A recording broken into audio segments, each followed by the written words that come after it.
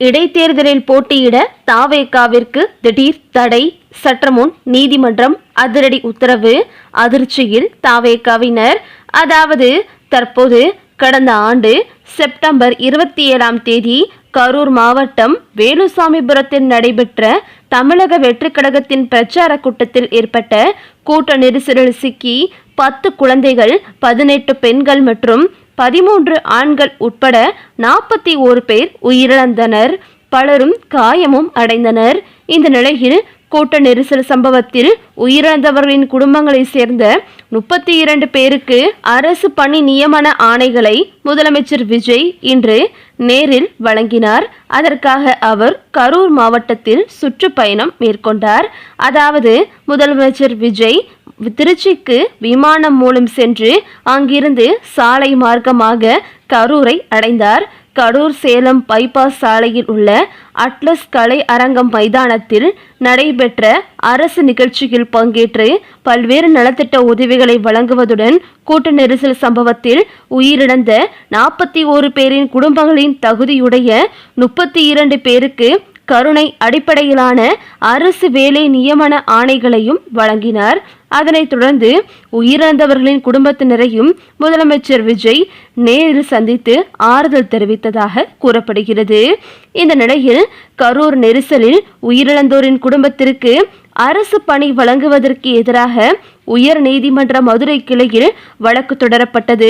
இந்த வழக்கை நாம் தமிழர் கட்சி மற்றும் மனிதநேய ஜனநாயக கட்சியின் நிர்வாகிகள் தொடுத்திருந்த நிலையில் வழக்கு நீதிபதிகள் CV கார்த்திகேயன், R சக்திவேல் அமர்வு முன்பு இன்று விசாரணைக்கு வந்தது. அப்பொழுது நீதிபதிகள் உயிரிழந்தவர்களின் குடும்பத்தினருக்கு அரசு பணி வழங்குவதாக சட்டப்பேரவையில் அறிவிக்கப்பட்டதா, கரூர் கூட்ட நெரிசலில் உயிரிழந்தவர்களின் குடும்பத்தினருக்கு பொருளாதார உதவி தேவைதானே, அரசு பணி வழங்குவதில் என்ன தவறு என அடுக்கடுக்கான கேள்விகளை எழுப்பினார்.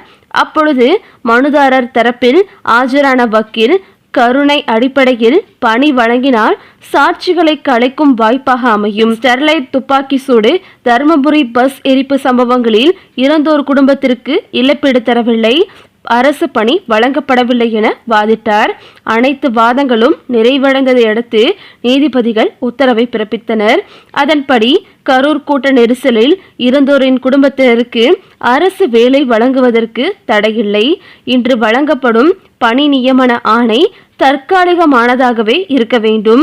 ஆனால் அந்த பணியின் நிரந்தரத்தன்மை நீதிமன்ற தீர்ப்புக்கு உட்பட்டது என கூறிய நீதிபதிகள் அரசு பணி வழங்குவதற்கு எதிரான வழக்கில் TNBCயை மனுதாரராக சேர்க்க உத்தரவிட்டு வழக்கை வரும் 21ஆம் தேதிக்கு ஒத்திவைத்தனர்.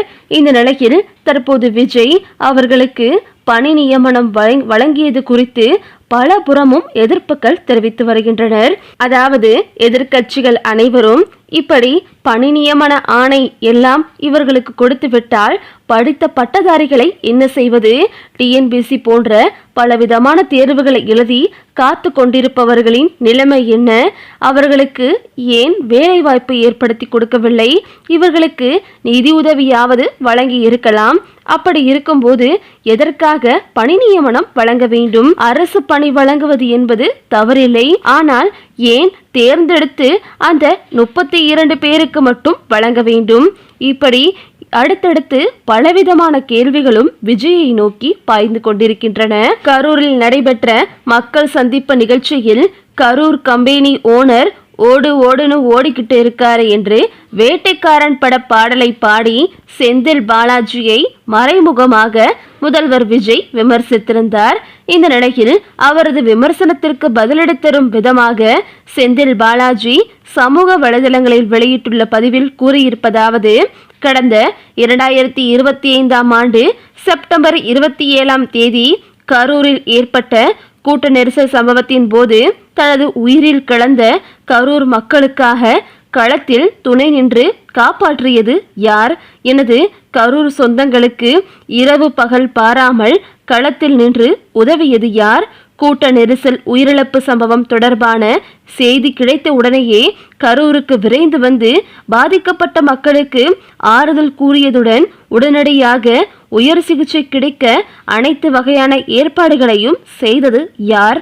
அவர்களின் உயிரை காத்து துயர் துடைத்தவர்கள் அப்போதைய தமிழக முதல்வர் மு.க. ஸ்டாலின் மற்றும் அப்போதைய துணை முதலமைச்சரான உதயநிதி ஸ்டாலினும் தான். அன்றைய கூட்டத்தில் அதிகளவு மக்கள் பாதிக்கப்பட்டு மயங்கி விழுந்த அந்த அசாதாரண சூழலில் தண்ணீர் பாட்டிலை மட்டும் வீசிவிட்டு ஆம்புலன்ஸை வர சொல்லிவிட்டு மக்களை காப்பாற்றாமல் தனது பேச்சை தொடர்ந்து பேசியவர் யார்? அந்த சம்பவத்தை தொடர்ந்து கரூரில் இருந்து அவசரமாக புறப்பட்டு சென்றவர் யார்?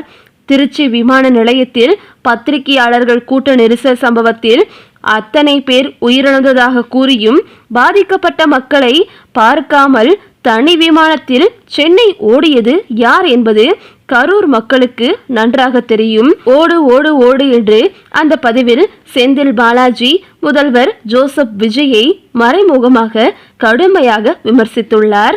கரூர் கூட்ட நெரிசல் சம்பவத்தில் சிக்கி உயிரிழந்தவர்களின் குடும்பத்தினருக்கு அரசு பணிக்கான ஆணை வழங்கும் நிகழ்ச்சி மற்றும் மக்கள் சந்திப்பு ஆகியவற்றில் முதல்வர் விஜய் பங்கேற்று பேசியிருந்தார். அப்படிப்பட்ட சூழலில்தான் இந்த சம்பவம் அரங்கேறி உள்ளது. விஜயின் இந்த பேச்சும் தற்போது திமுகவினரை கொந்தளிப்பை ஆழ்த்தியுள்ளது. இது ஒரு புறம் இருக்க, அடுத்ததாக முதல்வர் விஜயின் தலையில் இடியை இறக்குவது போல நீதிமன்றம் அடுத்த உத்தரவை பிறப்பித்துள்ளது. சென்னை உயர்நீதிமன்றம் தேர்தல் வழக்குகள் நிலுவையில் உள்ள திருச்சி கிழக்கு, கரூர், அம்பாசமுத்திரம், பெருந்துறை மற்றும் விராலிமலை ஆகிய 5 சட்டமன்ற தொகுதிகளுக்கும் இடைத்தேர்தல் அறிவிப்பு வெளியிடுவதற்கு அதிரடியாக இடைக்கால தடை விதித்து உத்தரவிட்டுள்ளது. அந்த தொகுதிகளில் தேர்தல் தொடர்பான வழக்குகள் நீதிமன்றத்தில் இன்னும் முடிவடையாமல் இருக்கும் நிலையில் அங்கு இடைத்தேர்தல் நடத்துவது சட்ட ரீதியான சிக்கல்களை ஏற்படுத்தும் என்பதால் அந்த நடவடிக்கை மேற்கொள்ளப்பட்டது.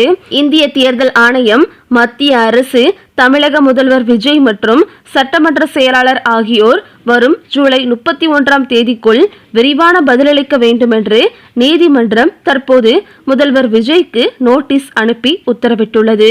இது தாவேகாவினரிடையே பெரும் அதிர்ச்சியை ஏற்படுத்தியுள்ளது. தற்போது கரூரிற்கு சென்று விஜய் பிரச்சாரம் நடத்தியதே இந்த ஓட்டுக்காகத்தான் என்று திமுக உட்பட பலரும் பேசி வந்த நிலையில் நீதிமன்றம் வெளியிட்டுள்ள இந்த அதிரடி தீர்ப்பு விஜய்க்கு பேரதிர்ச்சியை ஏற்படுத்தியுள்ளது. இந்த நிலையில் தீர்ப்பு முற்றிலும் தாவேகாவிற்கு எதிராக திரும்பும் நிலையில் தற்போது கரூரில் போட்டியிடவே முடியாத நிலைக்கு தாவேகா தள்ளப்படும் என்று அரசியல் விமர்சகர்கள் கூறுகின்றனர். முதல்வர் விஜய் இவ்வளவு தூரம் போராடியும் அந்த 5 தொகுதிகளில் இடைத்தேர்தலில் தற்போது தாவேகா போட்டியிடக்கூடாது என்ற சூழல் வரும் பட்சத்தில் விஜய்க்கு இது பெரிய தலைவலியாக மாறும் சூழல் ஏற்படும் அபாயம் இருக்கிறது என்று அரசியல் வல்லுநர்கள் கூறுகின்றனர். ஓகே விவோஸ், இதை பத்தி நீங்க என்ன நினைக்கிறீங்க அப்படின்னு சொல்லிட்டு உங்களுடைய கருத்துக்களை கமெண்ட்ல தெரிவிங்க. இந்த வீடியோ உங்களுக்கு பிடிச்சிருந்தா லைக் பண்ணுங்க, ஷேர் பண்ணுங்க, மறக்காம நம்ம சேனலை சப்ஸ்கிரைப் பண்ணிக்கங்க. தேங்க்ஸ் ஃபார் வாட்சிங்.